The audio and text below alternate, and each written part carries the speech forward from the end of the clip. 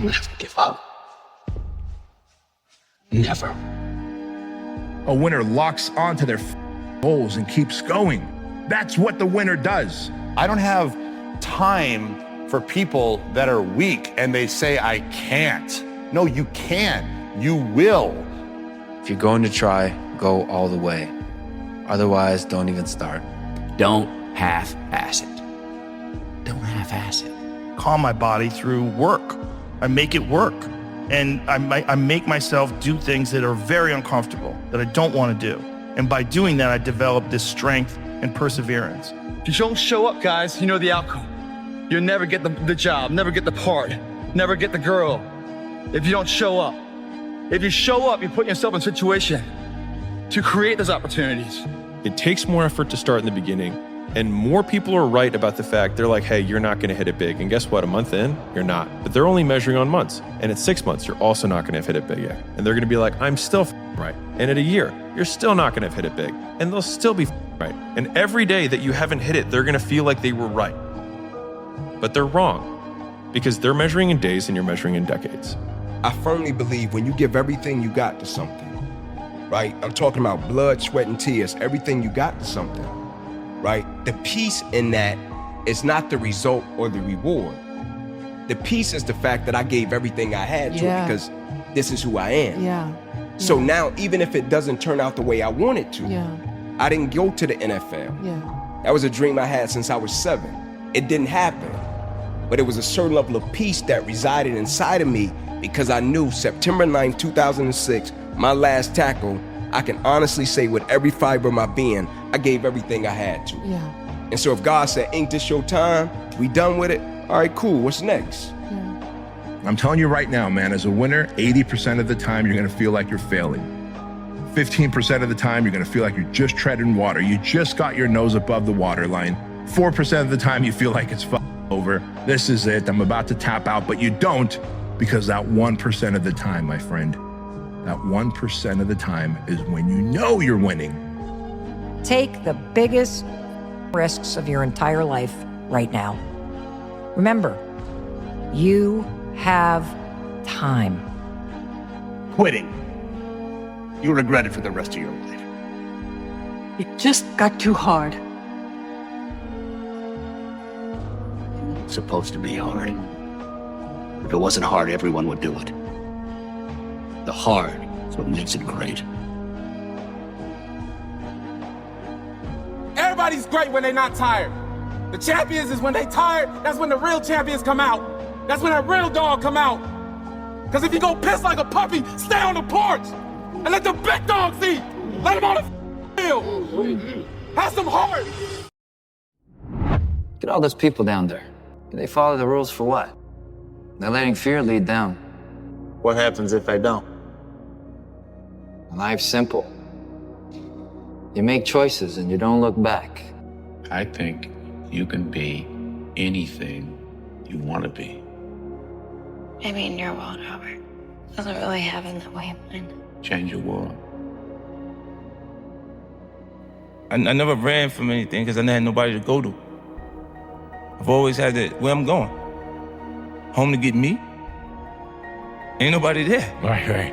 You know what I'm saying? Like, so I've always been in a situation where I'm forced to deal with it myself, so. Because if you're willing to go through all the battling you got to go through to get to where you want to get, who's got the right to stop you? I mean, maybe some of you guys got something you never finished, something you really want to do, something you never said to somebody, something. And you're told no, even after you pay your dues. Who's got the right to tell you that? Who? Nobody. It's your right to listen to your gut. It ain't nobody's right to say no after you earn the right to be where you want to be and do what you want to do. And you go, I'm gonna take these 1%ers, I'm gonna stack them and stack them and stack them and stack them. And you know what happens when you stack winning over years and decades? You become a formidable force to be reckoned with. The bad days create the story that I'm one day going to tell myself about what I got through. Yeah. You know what I mean? Yeah. Without the bad days, the story would be way more lame. There would be no glory in overcoming anything, because what did you overcome? It was all just 40 to 60, vanilla ice cream mush, gray, existence. Yeah. You're not even motivated yourself. Like, I want to wake you up at 3 o'clock in the morning and go, come on, man, we're going running. Like, I want to see what you do when you're tired. Let me see how you push yourself. Come on, man. Get up. Get up again tomorrow. Get up again tomorrow. Get up again tomorrow. The next day. Get up, get up, get up, get up. Keep going. How long can you maintain a positive attitude? Where's all this teaching? You're teaching people you can't do yourself. You need to show people that you can do it. And you might have 9 failures. I felt my first 9 businesses didn't really amount to anything. 9. As in the first one, spent time, failed. Second one, this one will be different, failed. Third one, this is the one. And then 6 more after that, right? I'm just painting this picture because like, it's painful as because the whole time everyone is telling you, I told you so, and they're right. Today. But not forever. To get anything of value, you have to sacrifice. I know that, Dad, but I think if we continue down this road, it's going to be too detrimental for the kids. It's just too hard. Do you know that the harder thing to do and the right thing to do are usually the same thing? Nothing that has meaning is easy. Easy doesn't enter into grown-up life. I'd like to let you in on a very important secret I learned when I was about your age, boy. You see, power, real power, doesn't come to those who were born strongest, or fastest, or smartest. No, it comes to those who will do anything to achieve it. Hard work looks horrible. It's not motivating. It's not motivating at all. It ain't like Rocky round 14 where he gets knocked down and goes like this to Apollo Creed. It looks like a man being stuck in a dungeon and there's no way out. But you have the key. But you refuse to use it. And that's nothing motivating about that. It is astounding how many people want to be spectacular in life but also want to fit in and be normal. Like, by being normal, you are, by definition, aiming for average. Normal people get normal results. Weird people get weird results. You literally can't do what everyone else does and not expect to get what everyone else has. By doing what everyone else does, you guarantee average results. Well, you should be afraid of taking risks and pursuing something meaningful. But you should be more afraid of staying where you are if it's making you miserable. It's like the first thing you want to do is dispense with the idea that you get to have any permanent security outside of your ability to contend and adapt. It's the same issue with children. It's like you're paying a price by sitting there being miserable. And you might say, well, the devil I know is better than the one I don't. It's like, don't be so sure of that. Clock is ticking. Yeah, and if you're miserable in your job now and you change nothing, in 5 years, you'll be much more miserable and you'll be a lot older. You gotta work. Your time is gonna happen. You're here for a reason, but you gotta be ready, because if you're not, it's on you. People who obsess about work-life balance are typically mediocre at both. Obsessed people apply their obsession to everything and just call it life. Why go to a tournament if you're not going there to try and win? There's really no point in even going. That's the attitude I've had my entire life, and that's the attitude I will always have. As I would explain to my dad, second sucks, and third's even worse. That's just a feeling. But on tour, that's not too bad sometimes, though. That's not too bad, but I want to win. That's just my nature. Here's the thing you have to do. You have to jump. There is no way around it. You have to jump. Every successful person has jumped. You got to jump. You got to take a leap of faith. You got to dash off that cliff, and you got to jump out there as far as you can. You see this guy here staring back at you? Yeah? That's your toughest opponent. Every time you get into the ring, that's who you're going against. I believe that in boxing, and I do believe that in life. Louis, a moment of pain is worth a lifetime of glory. You remember that. The confidence comes from preparation. You know, so when the game's on the line, I'm not asking myself to do something that I haven't done thousands of times before, right? So when I prepare, I know what I'm capable of doing, I know what I'm comfortable doing, and I know what I'm not comfortable doing. Right? And so in those moments, if it looks like I'm ice cold or not nervous, it's because I've done it thousands of times before. So what's one more time? There's a payoff for bad eventually. There's a payoff. It can't be bad, but for so long. If you got the strength and the understanding to realize that, it will change. It will change. It's impossible. But once I learned that the difference between him and I was just between the ears, once I was equipped with that, I started to believe that the sky was truly the limit for me. And I'm still that person today. You have no fucking idea how great you really are. Because you are using such minimal of what you have. And if people can learn to focus, this is what's possible. Is that when it feels scary to jump, Ian, that is exactly when you jump. Otherwise, you end up staying in the same place your whole life. And that I can't do. You know, sometimes all you need is 20 seconds of insane courage. Just literally 20 seconds of just embarrassing bravery. And I promise you, something great will come of it. I guess it comes down to a simple choice, really. Get busy living, or get busy dying. The fact that the fear of the thing is only present when the thing hasn't started. I just got real with myself, and every day I came home, I called the accountability mirror. What am I gonna do today to change what I see in this mirror? So many times you have this misconception that winners are something special, that they're part, like I said, a part of a pedigree. And that's not the truth, man. Not at all. I think that the more you flex whatever that muscle is of like independent thinking, the more it becomes the default way that you think. And then everyone else's actions just start looking more and more insane to you. And I will say this, knowing what you don't want to do is the best possible place to be if you don't know what to do. Because knowing what you don't want to do leads you to figure out what is it you really do want to do. Self-esteem comes from doing incredibly difficult things where you know you pushed yourself. It's not virtue signaling. It's not telling people about it. It's what you know inside your soul is true. And the more you do things that are incredibly difficult, and especially things that are meaningful, meaning you're not just about yourself, the higher that esteem would be. What are you willing to struggle for? Anything worthwhile is going to require some degree of pain and struggle. So, if you're oriented toward the pain and the struggle, you're probably going to be more aligned with what you're capable of accomplishing rather than if you just orient toward the pleasures. I always say to people, I would never switch my life with anyone's life, no matter who it is. Because I think that I am the most privileged person in the world.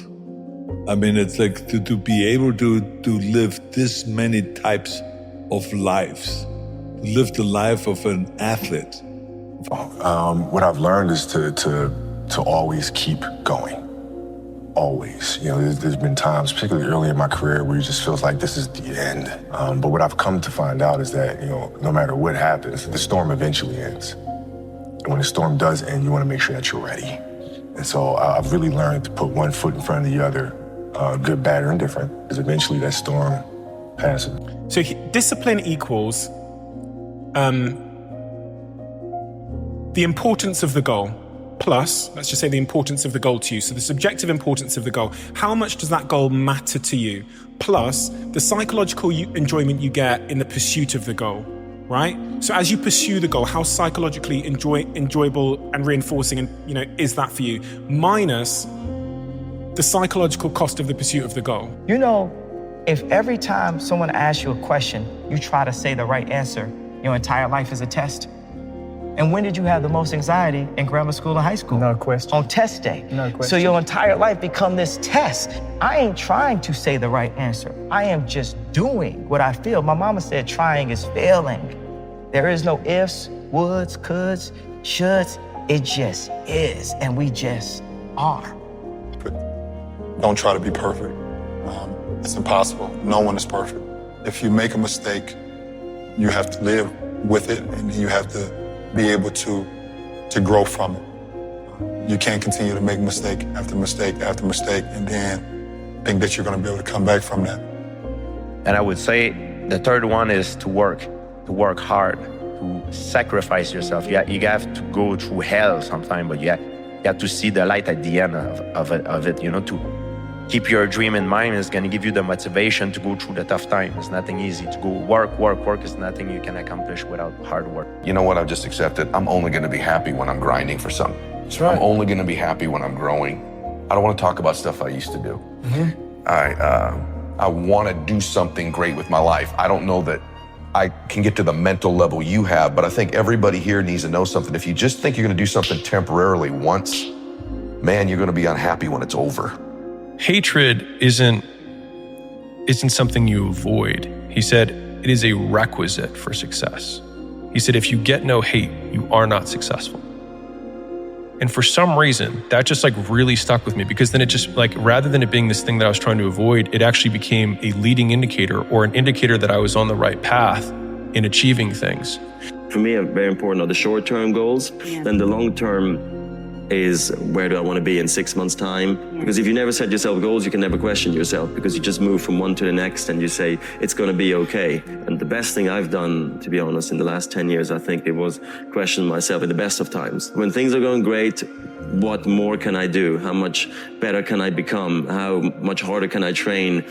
That's why losing in life is so important, whether it's getting dumped, getting fired, losing a game, loss, those feelings where things didn't work out your way, that's important because it lets you know this is the bad feeling that comes when it goes wrong, and you improve, and then it makes the good feelings of victory all the better. And I mean that, you know, in a relative sense, like even getting good at something, forget about victory, like making a terrible book that gets rejected by every publisher and then writing a really good one and people accept it and you're like, I got better. Yes. Like that that's feeling. Interesting, yeah. Those feelings of failure are really critical for your motivation. That's interesting. Something that you can control that's causing you stress, well, why aren't you getting control of it? Generally, it's a lack of discipline. So you gotta have the discipline to grab control and make it happen. And when I say you need discipline for that, what that means is these stresses that you're avoiding, they're not gonna go away if you avoid them. So take the discipline to face the stressful situation. Get ahead of it, don't be afraid of it. What does your book look like? Like your life is a book. You got a bunch of chapters in your book, but when they close that book, how good was the book? How good was your book? What was the ending to your book? If the ending to my book can be so amazing because of all that was done, not the money, all that was accomplished, the first to do, the man that did this, he caused the merger between this. Because of his commitment and growth to this, the communities were then given this, made education this, changed the way the schooling was, blah, blah, blah, gave books, gave computers, gave all of the things that can be associated with you and your existence. Goal-oriented mind, particularly in sports, but I also in business or anything really, I think is super important. Because the clarity, from my experience, is something that is essential to have also peace of mind and to have a calm heart, that you know what you're doing and that you set your goals, your short-term goals, your long-term goals, and you know exactly the strategy that you need to implement to achieve them.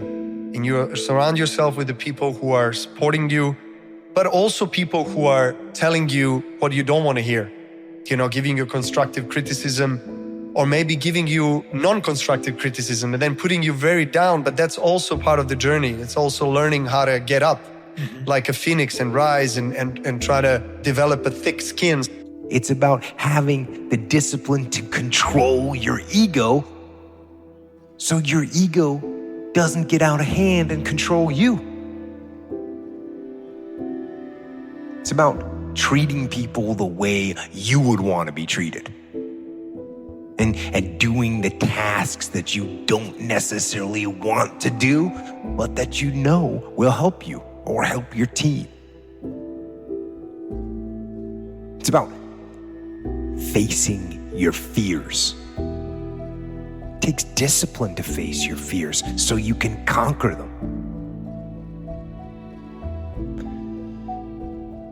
And that's what discipline is. Discipline means taking the hard road, the uphill road, to do what's right. Decisions are not being made for you now. They're being made for you in 24 hours and 24 days and 24 months. You can see our decisions are investments that we make into our future. And the more ruminative and deep of a thinker that you are, the more you need to make decisions for your future self, not yourself right now. Does that make sense? So optimizing to gratify your desires in the moment at the expense of the way that you will feel and the story you will tell yourself about yourself in the future is rarely a good deal, because you live with the story of your decisions for far longer than the impact of them. He practices an art that very few people appreciate, and it's the art of the maximized life. And that the discipline that he displays in his life and through his practices and all the things that he does, it's so difficult to live the way he lives, that for someone like me who understands it and knows what he's doing and appreciates it, and appreciates how insanely difficult it is to have a full-time job and run ultra marathons, get up at 4 o'clock in the morning, run a full marathon before work. Like, that's the kind of that he does. Especially if you had given it your all to the degree you were able, and you have reason to be bitter, you're going to be searching for the errors that you still made. And discovering your own errors is always extremely painful, right? Especially if they're errors that you're in love with. And so you have to be willing to strip yourself down. That's what humility means fundamentally. And then, but the advantage is, this is why it's so useful to listen to people. You might find out where you're stupid, and then you could stop being stupid. And so one of the reasons you confess your sins, let's say, is because you want to discover where you're insufficient. Freedom, right? We all want to have freedom. We want to have financial freedom. We want to have more free time. We want to have physical freedom. That's what we want. Everyone wants freedom, of course. But if you want to have freedom in your life, the way to get to freedom is through discipline. That's how you get there. So if you want to be financially free, you have to have financial discipline. You have to save your money. You have to work hard to earn more money. You have to not buy stupid things that you don't actually need, right? You need to save that money and invest it properly. All that takes discipline. And if you have that kind of discipline, you'll end up with more freedom. If you want to have more free time, everybody wants more free time. But if you want more free time, how are you going to get it? You have to have more disciplined time. Once you change one thing, your mindset, you can attack everything. And I find it fascinating. I'm fascinated because I'll be in these moments. I put these guys on some pedestal. Yeah. Which people do with you. They do with me, and they shouldn't. And I was this guy who was a piece of looking at these, my God, how are you guys? It's amazing. But once I worked my way up there, I said, my God, man, we can all compete. Let's go. So, do I like suffering? I like suffering in the way that is competitive. Yep. That brings out the absolute best in me and in everybody else. You know, hard work pays. I put in a hell of a lot of work all throughout this build-up in the fight. I pumped out more content than anybody, more content than Fox, more content than ESPN, more content than BT Sport, more content than everybody on the Mag Live on my own channels. You know what I mean? I'm a workhorse from all angles, not just in the gym. I'm building this media empire now myself, and we pumped out the content. I'm very proud of how it went. We consistently, daily movies I was releasing, you know, from like a month ago, every single day. You know what I mean? Nobody's doing that. So I'm very proud of it, and I'm very, like, the work pays, hard work pays, and I put in the work, and that's why I'm sitting at the top. I put it all on the line. I show up, I perform, and I get the results from that. So we lie to ourselves. We don't tell ourselves the way things really are. And when we do that, then we can't fix our problems. If we can't fix our problems, we're not going to improve. So we have to be truthful to ourselves. I have to be truthful to myself. You have to be truthful to yourself. You have to stop rationalizing, stop making excuses, stop telling yourself little watered down assessments of where you're really at. Tell yourself the truth. so that you can get where you want to go. You can be who you want to be. You can be who you should be. Who you should be when you do what you know you should do, when you pay attention to the little things. The best way to prove your value is to work, is to learn, is to absorb, to be a sponge. You always want to outwork your potential. As hard as you believe you can work harder than that. And that's what I tried to do when I first came in the league. But basketball is such a direct competition sport that me coming in at 17, I hated when like my teammates would say, I get hit with an elbow, right? Shaq would hit me with an elbow in practice. And Nick Van Exel would come up and say, "Are you okay?" I'm like, what? Are you okay? What the hell's wrong with you? So I always had that extra chip on my shoulder. So every day in practice for me was really trying to annihilate everybody that I was playing against. Because I wanted to prove you don't need to babysit me. I'm fine. People your whole life can tell you you're beautiful, you're perfect, you're the best, and you can still not believe them and be depressed about your life and think you're a nobody. Your life self-esteem, your self-esteem, esteem for yourself is earned by you doing something difficult for you. And you do something that's incredibly hard and you push through it, your brain starts to have inner pride, not fake ego pride.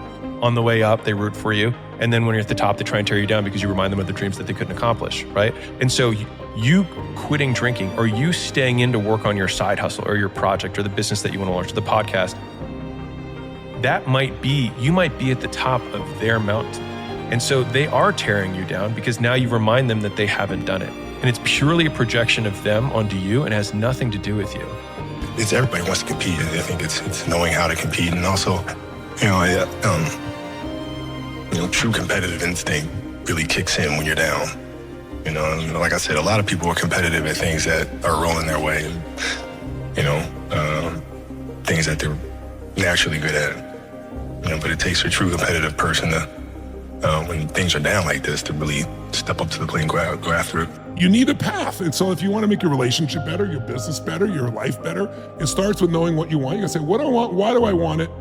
And what kind of person would I have to be to have that stay? And then you got a second step where you got to find and tell yourself the truth, which is there's a gap between where I am and where I want to be. And don't bull yourself. Don't go, I'm a little overweight, or I'm fat because I'm big boned. No, you're fat because you have poor habits, right? That's how it works. I think it's just giving yourself permission to suck. It's giving yourself permission to be unhappy. It's giving yourself permission to not achieve while you do for a long period of time. It's giving yourself permission to lose friends. It's giving yourself permission to do things that's different than people in your social circle or your age group are doing. It's giving yourself permission to be an exception so that you can become exceptional. You want to change a certain habit. Science says it takes at least 21 days, right? For the brain to start growing, new neurons that are reprogramming. But if you don't have the right environment, that's going to be very, very challenging. So that was also one of the things that I wanted to reflect on in your question is the environment is the one that can be very stimulative to you. It can be really supportive, or it can be pulling you down. Talk about this often, and we always talk about the fact that you can learn a lot more from the failures than you can from the successes. And you have to figure out where those landmines are and then how to best avoid those, or help entrepreneurs, and ourselves included, figure out the clues of where those landmines are. Not that you're going to avoid all of them. Right. But it's also when you do step on one, figuring out, okay, how do you recuperate? How do you balance back and, pick yourself up? Every worthwhile goal is worthwhile because it has a cost associated with it. And so the cost that you're going through is what makes the goal worthwhile to begin with. Because if what we're setting out to do were immediately available to you, then it would mean it would be immediately available to everyone, which means it wouldn't be worthwhile. So the very fact that it's difficult is why it is worth doing. And so we can't resent the price tag of the shoes that we want to buy. We just have to make the decision of whether or not we want to pay it. Whenever I get to a low point where I think, why do I even bother? I just remind myself, this is where most people stop, and this is why they don't win. And this relates to another one, which is a reminder for the gladiators in the arena who feel beat up and scarred with no hope in sight. Building a business is hard. Hard feels This is what hard feels like, and this is why most people can't do it, but you can. This is what hard feels like. Is so nice to lean on. It is so nice to lean on. You cannot obtain from the world that which you really desire. You must teach yourself not to want it. If you cannot get what you want, you must teach yourself to want what you can get. This is a very frequent form of spiritual retreat in depth into a kind of inner citadel in which you lock yourself up against all of the fearful ills of the world. Mutual friend Rob Henderson explained it in a simpler way. If your leg is wounded, you can try to treat the leg. And if you can't, then you cut the leg off and denounce that the desire for legs is misguided and must be subdued. And I think that we see this everywhere. This thing, you're doing it for yourself. You're not doing it for anybody else. Yes, your family supports you. Yes, your friends support you, but you're doing it for yourself at the end of the day. And you're the only one who's going out there on the track. So you gotta motivate yourself and you gotta want it as much as everybody else on the track. So I've learned that, so it's easier now. So when people say, this season, oh, you're saying it's not running as fast as you should, it doesn't bother me because I've been through this already. And I know what they're gonna say all the time. But I know what I'm capable of and I know what I can do, so. With me is I don't give a I don't give a I don't give a what anybody says or what anybody thinks. I have this mindset. I know exactly who the I am. I have my circle of people that I hang around with who know me and know what I'm about and whatever. And anybody else who doesn't like it or doesn't want it, bad. Really developing who you are, right? You don't have to be afraid of yourself. So I would say that the inner monologue that I have with myself now is totally different than when I was a kid, but it's similar in terms of the approach and just being open-minded and being a man that's not afraid to stand on what you believe in and speak on what you believe in. So I'd say that. Secret to success, I would say, first of all, is passion and consistency. You have to love what you do. You have to get up every day. And I get here every day at 9:30 in the morning. When we sold in 2016, a lot of people in the company made a lot of money. And they all took off and they retired, right? Other than the Fertitas, I made the most money. I'm still here. You put me in a room with 10,000 people any time of the day, and I walk in there thinking I'm the best in here. Because I know what it took to be on this stage, and a lot of people will not do that. So that's what it takes.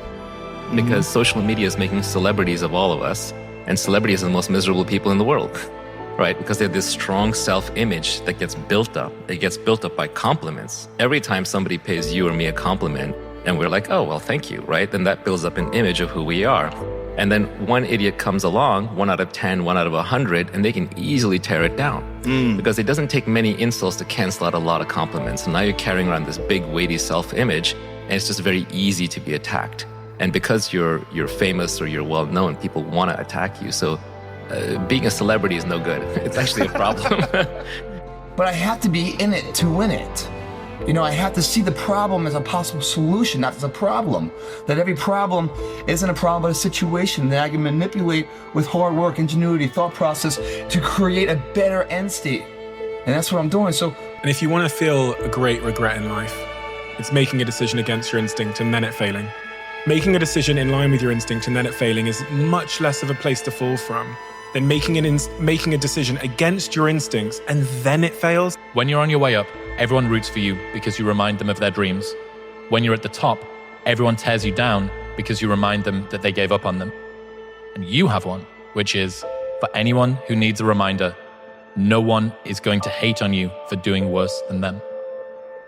When something happens to you, you don't deny it, you defy it. And I was defiant that I'm going to beat this, I'm going to handle this. That there are people who many times when something happens to them, that they embrace it from a place of fear and it takes them out. But I'm saying that just like fitness can be a choice, health can be a choice, nutrition can be a choice, working hard and making money can be a choice, happiness is also a choice. If you're so smart, how come you aren't happy? How come you haven't figured that out? That's my challenge to all the people who think they're so smart and so capable. If you're so smart and capable, why can't you change this? To get out of sadness, and I've been sad many times in my life, the thing that's helped me get out of it is realizing that a perceived lack of options is what causes sadness, not a lack of options, a perceived lack of options, which means that all I have to do is figure out what I need to do, and figuring it out becomes the option. So know what your mission is. Know what your intent as the commander of your life. Know what your intent is, and then fight with everything you've got to win. I want to fail at something that I believe in, because failing at something that I didn't believe in will suck more than any pain in my life. So if I do something and I believed in it and it was in line with my instincts and I fail, you go, cool, right? Okay, I've learned something here. But God, can you imagine the regret of acting out against your instincts and then it going badly? Like, let me say something to you real clear. If you spend the rest of your life worrying about everybody thinks about you, someday you'll never have to worry about it again, because when you die, nobody will remember you were here. Stop worrying about what these people think about you. Live your dream. Worry about the people you love. And by the way, I know some of the very people you're doing it for are the ones not supporting you. They're the ones telling you to quit. They're the ones giving you heck. Just do it anyway. Luck is one of those things that you shouldn't believe in, even if it's true, because believing it will hurt your agency. Just like victim mentality, right? Thinking you're a victim, even if it's true, don't believe it, because it'll just hurt your agency. Because you have no power as a victim. You have no power if things are up to luck. Whatever power you have in life comes from believing that you can change things and do things. And even if you can't change the outside, you can at least change the inside. No one controls your mind but you. So it's impossible to listen to you and listen to what your mind and body are telling you we must do. People don't do enough of. They don't do any of it. They don't have passion. They lack passion, drive, determination, because you haven't spent time with yourself. Your mind will tell you what is next, but you haven't spent the time to go, all right, let me just figure this out. On the other side of temporary pain, you meet your other self. If you can survive the temporary, you'll meet another version of you. I'm up here not because I'm super impressive, because I'm not. In fact, the security guards both told me, they're like, dude, I thought you were a lot bigger based on looking at your pictures. I'm like, thank you, both of you. Nice thing to tell me.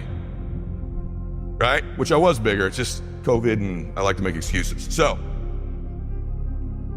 if you can survive the temporary, you'll meet another version of yourself. You aren't necessarily the best judge of what you need. And it's easy to be deluded in what you want. And that's the sort of delusions that people chase if they chase power.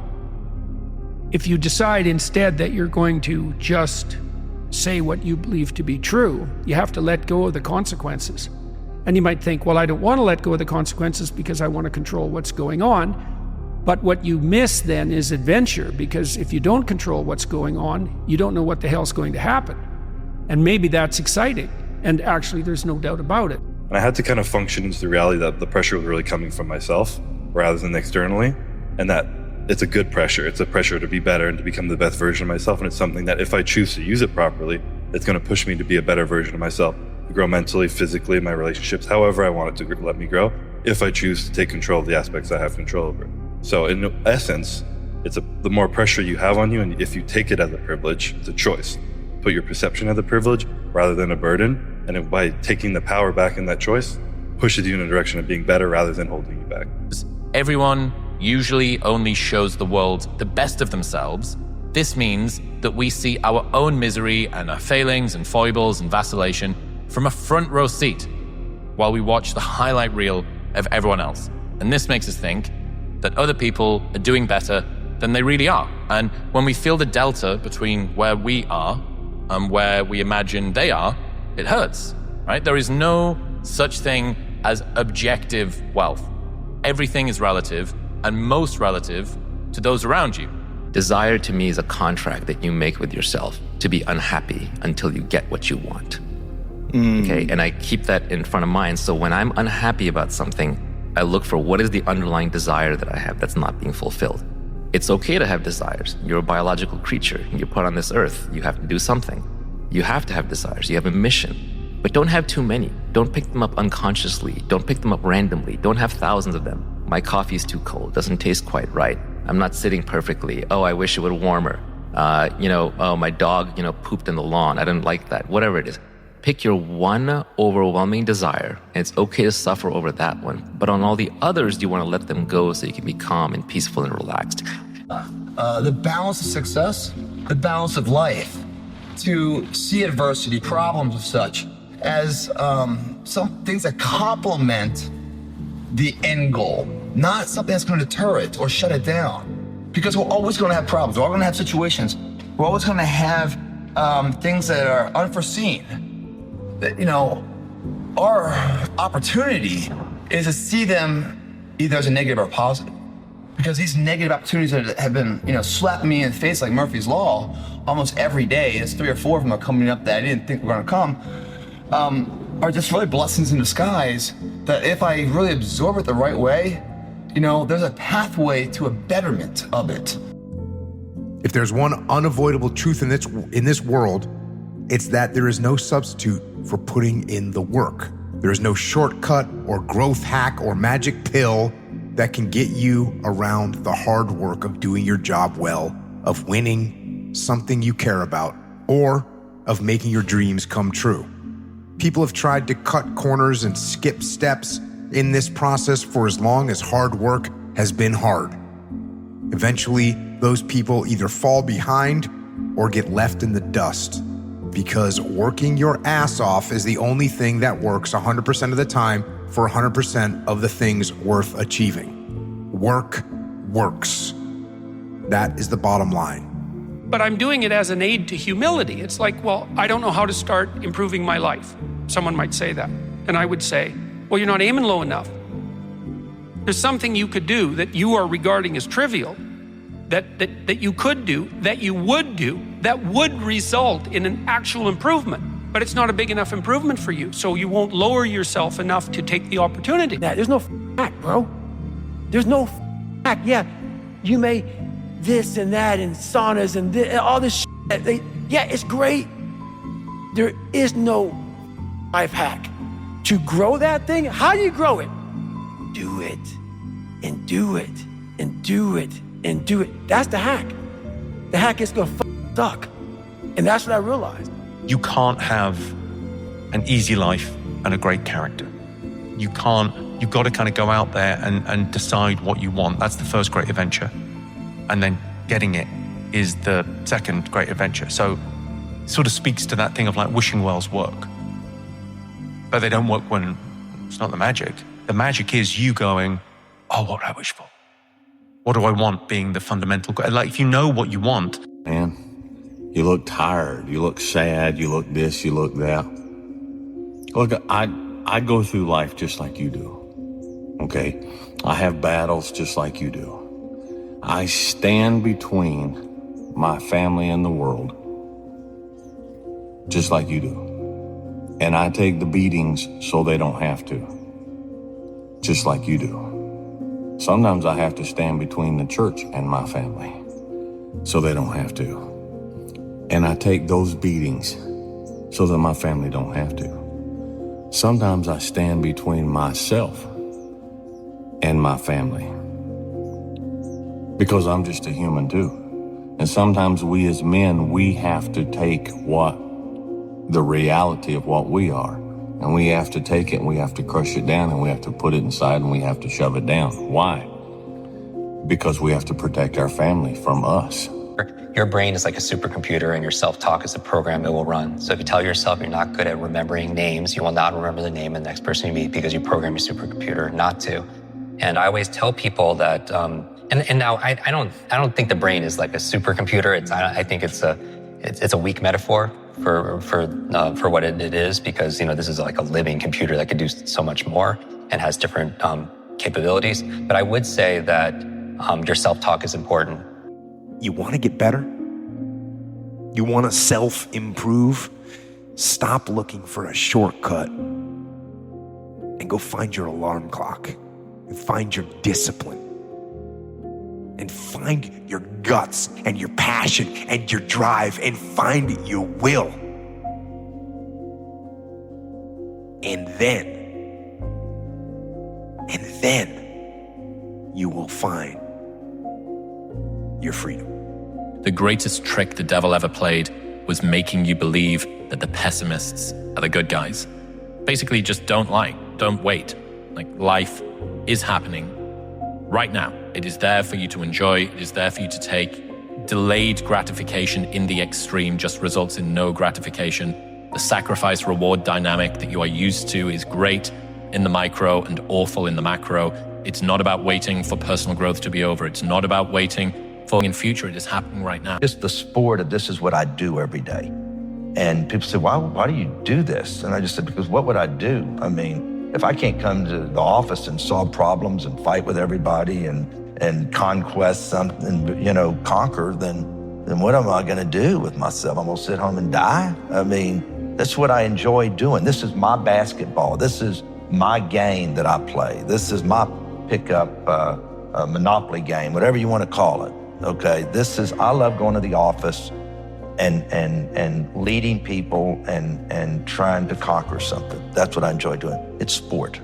It doesn't matter how far you might rise. At some point, you are bound to stumble, because if you're constantly doing what we do, raising the bar, if you're constantly pushing yourself higher, the law of averages, not to mention the myth of Icarus, predicts that you will at some point fall. And when you do, I want you to know this, remember this. There is no such thing as failure. Failure is just life trying to move us in another direction. Now, when you're down there in the hole, it looks like failure. So this past year, I had to spoon feed those words to myself. Dude, that's a part of life. You think you're the only man on this planet that's sad? Say, Dwayne, I'm going through depression. Well, welcome to the world. Welcome to the rest of us. You think I don't go through depression sometimes? You think I don't get sad sometimes? You think I don't just feel wore out and burnt plumb down to the bottom of my soul? We all do. We all do. That's what sets us apart. That's what makes us different. That's what makes us men. You have to dive in that to find more. Because if you're not willing to go in there and face yourself, you're not gonna find anything. You're gonna live right here on surface, man, right here on surface. So there is an ending to this world, and there is somewhere to go, and there's a judgment. You're gonna get there and you might see a chart, and that chart may tell you who the f you should have been. And now you get the rest of your life to think about that.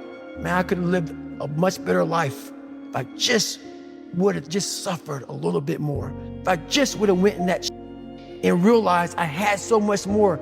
But fear and the 40% and living here versus living here, being afraid, stop me. But most importantly, man, you gotta look at things and say, like, at a certain point, like, eliminate the outcome. Stop being driven by rewards. Stop being driven by outcomes. Stop being driven by, if I get this, I'm gonna do this. Just work. And if you don't get what you thought you were gonna get, show up and still go to work. Because along the process, what's more important, what you acquire or who you become? And a lot of people think what they acquire is the thing that makes them who they are. No, it's who you become in the process of chasing what you want to acquire, right? Change expectation for appreciation. Extract the lessons and the blessings from the situations that didn't turn out the way you wanted them to turn out. But most importantly, man, approach it and eliminate the outcome, right? Just go for it, work, go to work. It don't matter how much it feel like it ain't gonna work. Delusional. Complete delusion. You gotta believe the delusion. Because it's only delusional until it works. So is it really delusional? I'm only gonna call it delusion until it don't work for nobody else to see, but for the whole world to see. And then once the world see it, there's nothing delusional about it. Now your delusion becomes, oh, he was a genius. We didn't see it when he saw it. We didn't understand it when he did. We thought this was crazy. But he definitely always He always figured this thing was the thing to do, and he's stuck by that shit. The world belongs to optimists, because if you're going to do anything big, you have to believe that it can happen. Otherwise, it never will. Sean Puri says the cynics get to be right and the optimists get to be rich. 99% right and 100% wrong. They're right 99% of the time, but they're wrong 100% because the only thing that matters is the big one at the end. Your family and friends will say that every girl you ever date is not good enough, except for the one time you find a girl that you're actually going to marry, or that this business idea won't work, and you might have 9 failures. My first 9 businesses didn't really amount to anything. 9. As in, the first one, I spent time on it, it failed. Second one, this one will be different. Spent time on it, failed. And then the third one, this one, failed. And then 6 more after that. And it's painful as shit because the whole time everyone is telling you, I told you so. And they're right, today, but not forever.